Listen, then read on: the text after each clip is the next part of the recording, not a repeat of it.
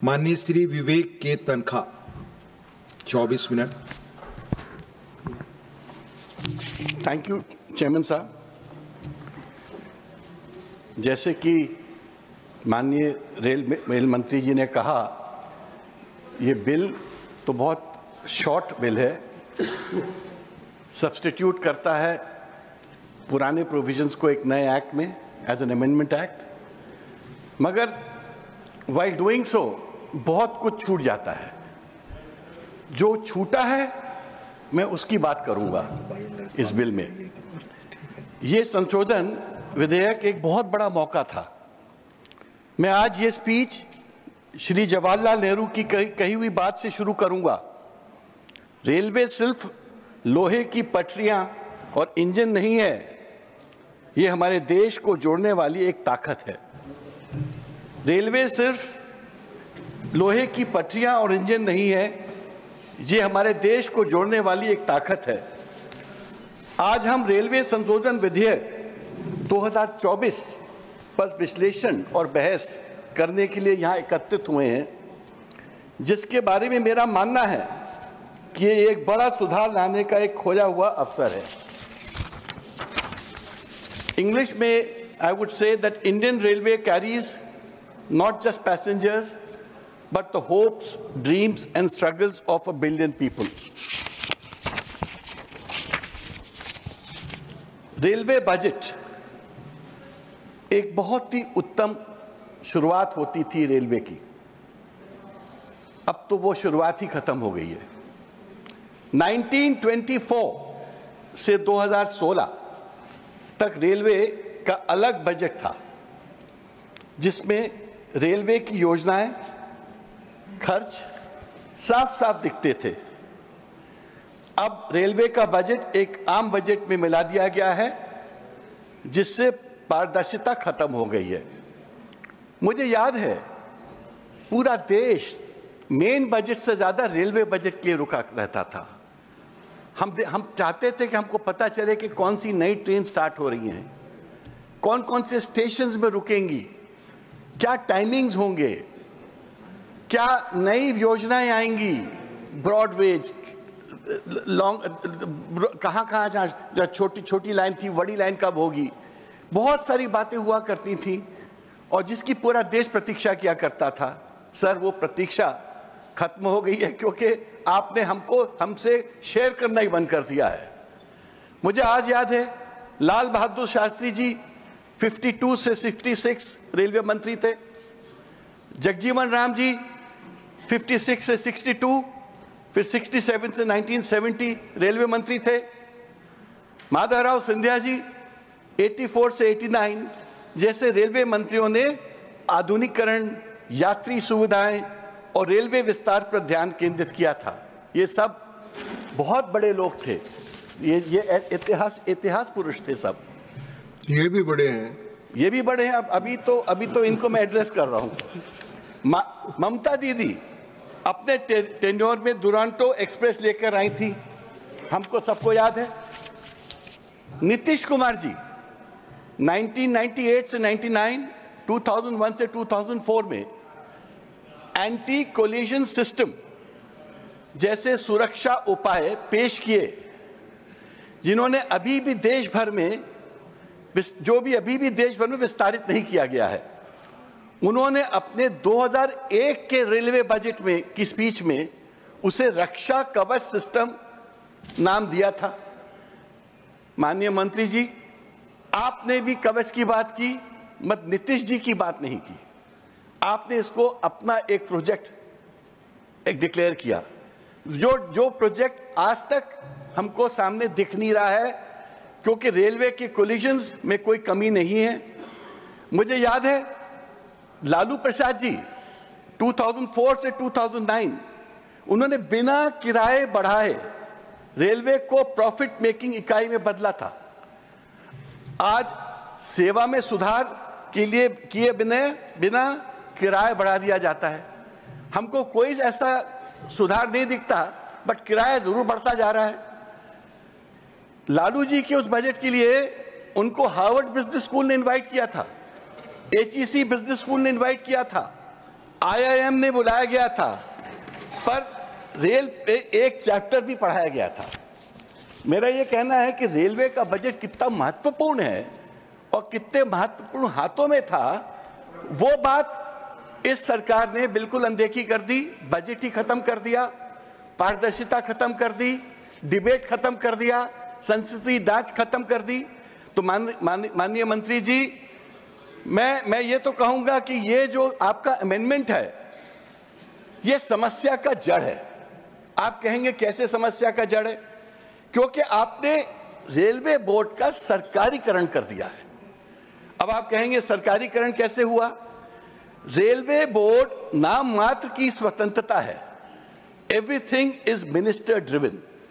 जो railway board की परिकल्पना थी, जो रेलवे बोर्ड के बारे में सोच था, जैसे दूसरी सर्विसेज के बारे में सोच था, that they will be autonomous, functionally autonomous, organisationally autonomous, वो चीज अब खत्म हो गई है। Now the public perception is it is minister driven. अगर आप विकसित भारत की सोच रखते हैं तो operationally and functionally autonomous and independent institution के बिना भारत विकसित कैसे होगा? अगर आप अपने इंस्टीट्यूशंस को एम्पावर नहीं करेंगे और उनको डिसीजन मेकिंग प्रोसेस में इंडिपेंडेंस नहीं देंगे तो आपका विकसित भारत नहीं बनेगा। मैं नहीं कह रहा हूं, ये तमाम सरकारी रिपोर्ट्स का भी कहना है। पब्लिक की भागीदारी एकदम खत्म हो गई है। संसद में कोई निगरानी समिति नहीं है, कोई पारदर्शिता नहीं है, और हम विकसित भारत की बात करते हैं। अगर आप रेलवे को आगे बढ़ाना चाहते हो, विकसित करना चाहते हो, तो सबसे पहले तो it should be open to debate, it should be a transparent organisation. Railway board को ऑटोनॉमी दीजिए, उनको थिंकिंग प्रोसेस का पार्ट बनाइए। If it is becomes a mantri driven exercise, it won't happen, क्योंकि मंत्री जी की भी एक सीमा होती है सोच की। माननीय रेलवे मंत्री जी, मुझे पता है कि आप टेक्नोलॉजी के प्रेमी हैं, मुझे यह भी ज्ञान है कि आप ट्विटर में तुरंत रिएक्ट करते हैं, आपका इनोवेटिव माइंडसेट भी है, मगर आप ब्यूरोक्रेटिक माइंडसेट के हैं। आप वो पॉलिटिकल ओपननेस जो एक रेलवे मंत्री की जरूरत है, वो मिसिंग है। मैं इसको बुराई के तौर से नहीं बोल रहा हूं, मैं पब्लिक का परसेप्शन से बात कर रहा हूं। रेलवे में कई बड़े बड़े टेक्नोलॉजिकल बदलाव की जरूरत है, लेकिन जो रेलवे में इनोवेशन या आधुनिकीकरण चाहिए, भारत अभी उससे वंचित क्यों है? यदि जनता के प्रति नहीं तो रेलवे बोर्ड किसके प्रति जवाबदेही है? क्योंकि रेलवे बोर्ड से हमको अगर कुछ पूछना भी है, या पहले जो रेलवे बोर्ड की एक ओपननेस होती थी, वो तो समाप्त हो चुकी है। आज ये नहीं मालूम होता है कि रेलवे बोर्ड जनता के प्रति जवाबदेही है कि नहीं। किसी आदर्श सरकार के लिए क्या होता है? यात्रियों की सुविधा, सुरक्षा की प्राथमिकता होती है। सुरक्षा और सुविधा की प्राथमिकता ही तो सबसे बड़ी आपका मूल कार्य है। बालासोर में 2023 में 296 मौतें हुई ट्रेन एक्सीडेंट से। बेंगलुरु हावड़ा एक्सप्रेस का कोलिजन हुआ 13 अक्टूबर 23 में 13 डेथ्स हुई। बीकानेर गुवाहाटी एक्सप्रेस का डिरेलमेंट हुआ और अनेक ऐसे घटनाएं हुई। फरवरी माह में महाकुंभ के वक्त भगदड़ में 18 श्रद्धालुओं की मौत हो जाती है, वो भी दिल्ली जैसे शहर में जहां पर रेलवे बोर्ड स्थित है। और हमको पता नहीं हम किस युग में जी रहे हैं। आज के युग में जब आपके पास टेक्नोलॉजी है, व्यवस्था है, तंत्र है, मंत्र है, सबके बावजूद ऐसी घटना हमको कैसे हो रही है? कैसे दिख रही है? कुछ दिन बाद होली है, क्या ये दृश्य हमें फिर देखने को मिलेगा? क्या हर त्योहार में यही हाल होगा, चाहे दिवाली हो, होली हो, छठ हो? और मैं ये सब इसलिए बोल रहा हूं कि वो जो ओवरलोडेड ट्रेन हम देखते हैं, जो क्राउडेड स्टेशंस देखते हैं। आज हम किस युग में हैं? और हमने इस 11 साल की जो आपकी सरकार है, आपने क्या अचीव किया? वही तो है जो हम पहले देखते थे, वो आज दिख रहा है। तो अचीवमेंट क्या है आपका? क्या ये देश, इस दुर्दशा की जिम्मेदारी एक डीआरएम और कुछ चंद अफसरों तक सीमित है? 18 लोगों की डेथ हो जाना, दिल्ली में डेथ हो जाना, सब कुछ सबको पता था कि कुंभ में लाखों हजारों करोड़ों लोग जा रहे हैं। उसके बाद भी क्या अगर ऐसी घटना होती है तो इसकी जिम्मेदारी कुछ और नहीं, किसी और की नहीं हो सकती? मैं किसी का त्यागपत्र नहीं मांग रहा हूं, क्योंकि इस देश में गौरवशाली परंपरा रही है। जब लाल बहादुर शास्त्री जी, नीतीश जी, ममता दीदी ने ऐसे हादसे के बाद अपना इस्तीफा दिया था, क्योंकि ये प्रजातांत्रिक प्रणाली का एक मान बढ़ाना होता है। त्यागपत्र देना या देना ना हर व्यक्ति के अपने विवेक की बात है, और मैं उस पे ये बात खत्म कर देता हूं। अब मैं आपको बताना चाहूंगा, हम लंबी चौड़ी बातें करते हैं, हमने इतना विकास किया, हमने इतना विकास किया। हमने भारत में रेल के विकास जरूर किया, पर भारत के रेल आंकड़ों को चीन के रेल आंकड़ों से तुलना करना चाहूंगा, क्योंकि चीन ने इंडिया को बेहद पीछे छोड़ा हुआ है। सुनिए, पहली बार संचालन रेलवे का चीन में, भारत में हुआ था 1853 में, चीन में 1878। हमारी नेटवर्क की लंबाई है 70,000 किलोमीटर, चीन की है 1,50,000 किलोमीटर। हाई स्पीड रेल हमारे यहां आज भी निर्माणाधीन है। चीन में 40,000 किलोमीटर का दुनिया का सबसे बड़ा हाई स्पीड रेल निर्माण ट्रेन ट्रैक है। औसत एक्सप्रेस ट्रेन की गति 50.16 किलोमीटर पर घंटा 2019-12 से 51.1 किलोमीटर पर घंटा 23-24 में हुआ हमारा। चीन का 140 से 160 किलोमीटर घंटा की औसत स्पीड है सर। औसत मालगाड़ी की गति 23.6 किलोमीटर पर घंटा 19-20 और 23-24 के बीच की बात बता रहा हूं मैं। चीन में मालगाड़ी की स्पीड है 120 किलोमीटर पर घंटा औसत स्पीड। माल ढुलाई की मात्रा, हम 500 करोड़ की माल ढुलाई करते हैं टन की, चीन 1000 करोड़ का करता है टन की। यात्रियां, हम 800 करोड़ यात्री एनुअली अपने ट्रेन में ले जाते हैं एज पैसेंजर्स, वहां 2000 करोड़ जाते हैं। अंतरराष्ट्रीय चीन, हमारा कनेक्शन क्या है? हम पाकिस्तान से कनेक्टेड थे, वो बंद हो गया। नेपाल की सीमा तक ही ट्रेन जाती है, अंदर आगे नहीं जाती है।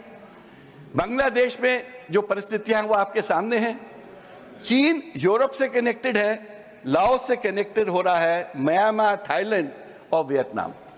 तो मेरा ये कहना है कि हम जब विकसित भारत की बात करते हैं तो हमको इन मापदंडों के बारे में सोचना चाहिए कि जो हमारे से कॉम्पिटिटिव नेशंस हैं उनके मापदंड क्या है, मेरे मापदंड क्या है, और हम कितने पीछे हैं। आपका 2013-14 में एवरेज फेयर पर पैसेंजर क्या था? 0.32, जो आपके रेलवे के मापदंड से मेजर होता है।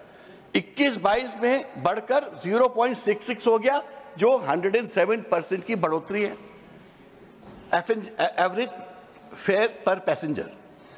तत्काल टिकट और डायनेमिक किराया में ज्यादा पैसा देने पड़ते हैं, 2000 का 6000 तक देना पड़ता है, जैसे फ्लाइट में होने लगा है। क्या सरकार प्राइवेट कंपनी से कंपटीशन कर रही है?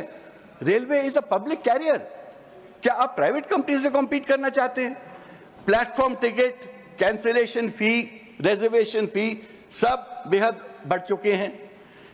वंदे मातरम दिल्ली कानपुर की औसत गति 83 किलोमीटर घंटा है, वो तो आपका प्रोजेक्ट है, जिसका किराया 1195 रुपीज है, जबकि शताब्दी की स्पीड 82 किलोमीटर घंटा है, जिसका किराया 840 रुपए है।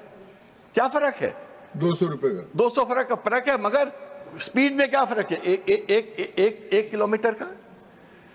मनमोहन सिंह जी ने की सरकार के तहत यही शताब्दी का टिकट 450 से कम था। मेरा प्रश्न यह है कि वंदे भारत ट्रेन में आपने क्या बदला? सिर्फ इंजन का शेप बदला, उसको एक जैसे एरो शेप देते हैं। कुछ टाइम पहले एक गाय, मेरे पास तस्वीर है, वंदे भारत की इंजन से टकरा गई थी। तो जब खोला सामने का तो देखा अंदर खोखला है। तो फ्रैंकली स्पीकिंग वो आपने खाली एक मॉडर्न डिजाइन देके you have sold Vande Bharat, जबकि उसकी जो स्पीड है कोई दूसरी पुराने ट्रेनों से कोई ज्यादा नहीं है। लखनऊ जाने वाली वंदे भारत 6 घंटे 25 मिनट लेती है। अरुणाचल पुरानी ट्रेन है, अरुणाचल एक्सप्रेस, हम सफर एक्सप्रेस पुरानी ट्रेन है, मुझे भी उतना ही टाइम लेती है। तो कौन सी बड़ी बात है आपने वंदे भारत स्टार्ट किया? टिकट ज्यादा, घंटे से। दिल्ली से रीवा बड़ी मुश्किल से ट्रेन स्टार्ट हुई। ये सालों तक विंध्य क्षेत्र रेलवे विहीन था, रेलवे थी नहीं वहां पर। बड़ी मुश्किल से अर्जुन सिंह जी के वक्त वो वहां पटरी लगी, ट्रेन स्टार्ट हुई।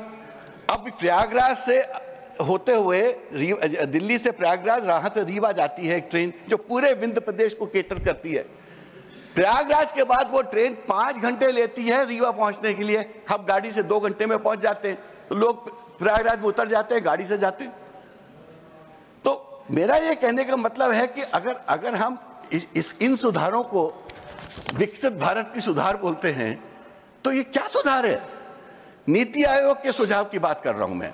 नीति आयोग ने की 3 रिकमेंडेशंस थी जो इंप्लीमेंट होनी थी। ऑटोनॉमी ऑफ रेलवे बोर्ड के बारे में नीति आयोग ने बात की। क्या हुआ? आपने तो खाली रेलवे बोर्ड को 905 एक्ट से लेकर 1989 एक्ट में सब्स्टिट्यूट कर दिया, इसके अलावा तो कुछ किया नहीं। रैशनलाइजेशन ऑफ डोमेस्टिक फेयर्स के बारे में नीति आयोग ने बात की। Extensive use of public private partnership in non core business of railways में नीति आयोग ने बात की। और सबसे बड़ी बात नीति आयोग ने बोली है, autonomy and independence of railway board with railway zones with full financial autonomy। खाली आप बोर्ड को नहीं, आप अपने जीएम्स को भी ऑटोनॉमी दीजिए, मेक देम फंक्शनल। आप तो यहाँ ओवर सेंट्रिक कर रहे हैं, आप तो पूरी चीजें को मिनिस्टर ड्रिवन कर रहे हैं। तो रेलवे बोर्ड की जो पूरा जो structuring is under challenge today. कर्मचारियों के बारे में बोलना चाहूंगा। भारी कमी, 3,12,000 पद खाली, जिसमें से जरूरी सुरक्षा कर्मी भी शामिल हैं। 20.5 लोको पायलट की कमी है, जिससे चालक थक जाते हैं और गलतियां हो सकती हैं। कंट्रोल रूम में 15 से 24% की कमी है, जिससे ट्रेन लेट होती है। किराया तो अधिक हो गया है, लेकिन रेलगाड़ी धीमी है और भीड़भाड़ है। इसको क्या हम प्रगति का मापदंड कहते हैं? कुछ सुधार के बारे में भी मैं बोलूं। रेलवे सुरक्षा के लिए एक अलग संस्था बनी थी, रेलवे एक फंड बना था, रेलवे सेफ्टी फंड, जो कि एक डेडिकेटेड फंड था रेलवे की सेफ्टी इंप्रूवमेंट के लिए। ये माधवराव सिंधिया जी ने बनाया था, उनके कार्यकाल में हुआ था, स्थापित हुआ था।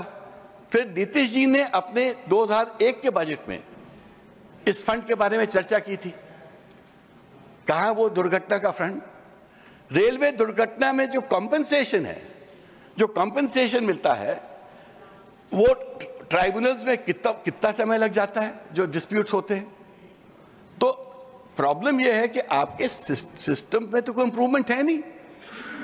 आपकी ना तो सुरक्षा की सिस्टम में इंप्रूवमेंट है, ना ट्रेन के मूवमेंट की सिस्टम में इंप्रूवमेंट है, ना रेलवे स्टेशन की भीड़ में इंप्रूवमेंट है।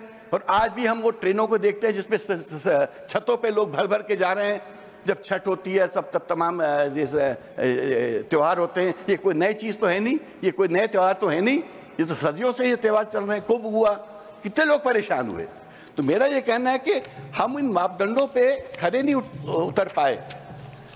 यात्रियों के अधिकार की बात करूं मैं, मेरा कहना है रेलवे में 800 करोड़ सालाना लोग ट्रैवल करते हैं, उनके कुछ तो अधिकार हैं। जैसे फ्लाइट में भी यात्रियों के अधिकार होते हैं ना, तो रेलवे में भी तो कुछ अधिकार होने चाहिए। आज डेट तक उन अधिकारों को आपने कोडिफाई नहीं किया। फ्लाइट में ट्रैवल करने वालों को तो डीजीसीए में बहुत अधिकार मिल गए हैं। अगर फ्लाइट 3 घंटे से ज्यादा लेट होती है तो आपको खाना मिलेगा, आपको लाउंज में ले जाएंगे, आप 6 घंटे ज्यादा होगी टिकट कैंसिल हो जाएगी। आपने रेलवे में कोई ऐसी व्यवस्था की है? कोई कोडिफिकेशन नहीं है, क्योंकि रेलवे गरीबों की मूवमेंट है। बड़े लोगों के लिए तो आप लोग कर देते हैं, बट जहां जहां जहां गरीब इंडिया चलता है वहां पर हमारा ये नजरिया नहीं रहता है। क्या रेलवे ट्रैवल करने की यात्रियों का कोई अधिकार नहीं है? सीनियर सिटीजन्स की सब्सिडी आपने कोविड का बहाना लेके खत्म कर दी। जर्नलिस्टों की सब्सिडी आपने कोविड को लेके बहाना लेके खत्म कर दी। क्या इसको फिर लागू करेंगे? ये पूरा देश जानना चाहता है। क्या हर ट्रेन में कम से कम एक महिला कोच अनिवार्य नहीं होनी चाहिए? हम महिला सशक्तिकरण की बात करते हैं, इंटरनेशनल वुमेन्स डे मनाते हैं, बट देखिए तो महिलाओं की बेचारियों की जब घुसने की किस तरह बुरी तरह घुस पाती हैं, कैसे धक्का मुक्की होती है। क्या हम अपनी महिलाओं को आदर से, डिग्निटी से ट्रीट नहीं कर सकते? बुजुर्गों और विकलांगों के लिए सुविधाएं बेहतर हो जाएं। मेरा निष्कर्ष है कि भारतीय रेलवे में कॉस्मेटिक चेंजेस की नहीं, असली सुधार की जरूरत है। यात्रियों की सुरक्षा और सेवा को सबसे ऊपर रखना होगा। भारत को तेज ट्रेनें चाहिए, अच्छी टेक्निक और मजबूत सुविधा की जरूरत है, मगर ये उसके फेयर रीजनेबल होने चाहिए। मंत्री जी, मुझे पता है कि आपको रील्स की बहुत पसंद है, आप रील्स को बहुत पसंद करते हैं, ये ऐसा पब्लिक परसेप्शन है। मगर मैं चाहता हूं, आज के बाद मुझे विश्वास है कि आज को आपको अपने रेल से भी मोहब्बत हो जाएगी। जब तक रेल से मोहब्बत नहीं करेंगे और रील से मोहब्बत करेंगे तो विकसित भारत का निर्माण नहीं होगा। चेयरमैन साहब, मैं आपसे बोलना चाहता हूं, भारतीय रेल केवल एक उद्योग नहीं है, ये एक संस्था है, ये एक मूवमेंट है, ये देश का पब्लिक कैरियर है। 800 मिलियन लोग एनुअली इस पे ट्रैवल करते हैं। ये गरीबों का वाहन है, ये देश की जान है, ये देश का ब्लड सप्लाई जैसे होती है, वो वेसल है, ब्लड वेसल है। अगर आप इसके प्रति ध्यान ना देके एक छोटा सा अमेंडमेंट जो आप सब्स्टिट्यूट आपने किया 1905 का एक्ट को आपने इसमें मर्ज करके एक सब्स्टिट्यूटेड रेलवे बोर्ड को यहाँ ले आए, उससे क्या होने वाला है? वो रेलवे बोर्ड वैसे ही रहेगा, उसकी टर्म्स एंड कंडीशन आप बाद में डिफाइन करेंगे, उसके रूल्स आप अलग से प्रिस्क्राइब करेंगे, उसके रेगुलेशंस अलग से प्रिस्क्राइब करेंगे, जिसमें कोई ओपेसिटी नहीं है। तो मेरा ये कहना है कि जो आपने किया है ये तो एक फॉर्मेलिटी है, ये तो एक कॉस्मेटिक चेंज है। देश के बारे में सोचिए, जनता के बारे में सोचिए। ये जनता का जो ये कैरियर है, इसको जनता को डेडिकेट करिए, सीनियर सिटीजन को डेडिकेट करिए, पत्रकारों को डेडिकेट करिए, महिलाओं को करिए और बुजुर्गों को करिए, विकलांगों को करिए, जिससे हमारी सुविधाएं सुदूर हों, अच्छी हों, सुरक्षा अच्छे से हो। Thank you.